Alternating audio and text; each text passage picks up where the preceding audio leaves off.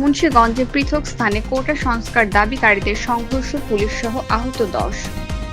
মুন্সিগঞ্জে পৃথক স্থানে কোটা সংস্কারের দাবিতে বিক্ষোভকারীদের সাথে সংঘর্ষ, অতিরিক্ত পুলিশ সুপার সহ ১০ জন আহত হয়েছে। বুধবার সকালে জেলার লোহজ উপজেলার পদ্মা উত্তর থানা এলাকার পুলিশের সাথে সংঘর্ষ ও মুন্সিগঞ্জ শহরের সুপার মার্কেট চত্বরে ছাত্রলীগের সাথে এই সংঘর্ষের ঘটনা ঘটে।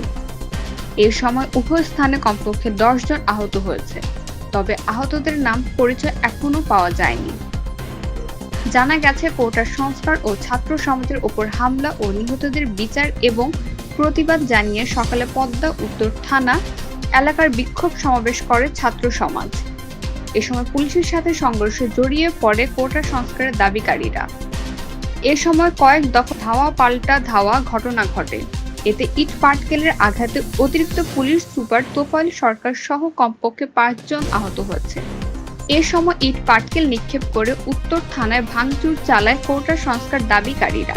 এদিকে একই দাবিতে দুপুর ১২টার দিকে শহরের সুপার মার্কেট চত্বর এলাকার সড়কে অবস্থান নিয়ে বিক্ষোভকালে ছাত্রলীগের ধাওয়া ও তা ছত্রভঙ্গ হয়ে যায়। এ সময় কমপক্ষে ৫ জন আহত হয়েছে। এর আগে সকালে জেলা বিএনপির কার্যালয়ের সামনে বঙ্গবন্ধু সড়কে কোটা সংস্কার আন্দোলনে নিহত স্মরণে গায়েবানা নামাজের প্রস্তুতি নেয় সদর উপজেলার বিএনপি।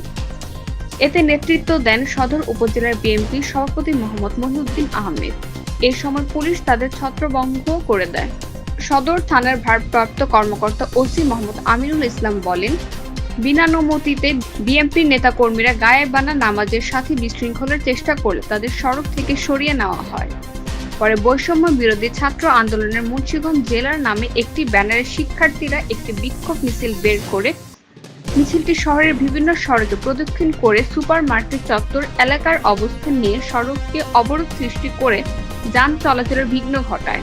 পরে ছাত্রলীগ নেতাকর্মীদের সাথে কথা কাটাকাটি হলে ছাত্রলীগের ধাওয়ায় তারা ছত্রভঙ্গ হয়ে যায়। তবে এতে কোনো হতাহত হয়নি। তবে বিষয়টি নিয়ে তদন্ত চলছে। লোহজং শ্রীনগরের অতিরিক্ত পুলিশ সুপার ও এসপি সার্কেল তোফায়েল সরকার বলেন, কোটা সংস্কারের দাবি করিয়া পদ্মা উত্তর থানায় এলাকায় অবস্থান নিয়ে বঙ্গবন্ধু এক্সপ্রেস ওয়ে অবরোধের চেষ্টাকালে তাদের বুঝিয়ে সড়ক থেকে নেমে যেতে বললে তারা পুলিশের ওপরও চড়াও হয়ে ইট পাটকেল নিক্ষেপ করে। এতে আমি সহ কয়েকজন আহত হয়েছে। তথ্য ও চিত্রে মুন্সিগঞ্জ থেকে লিটন মাহমুদ।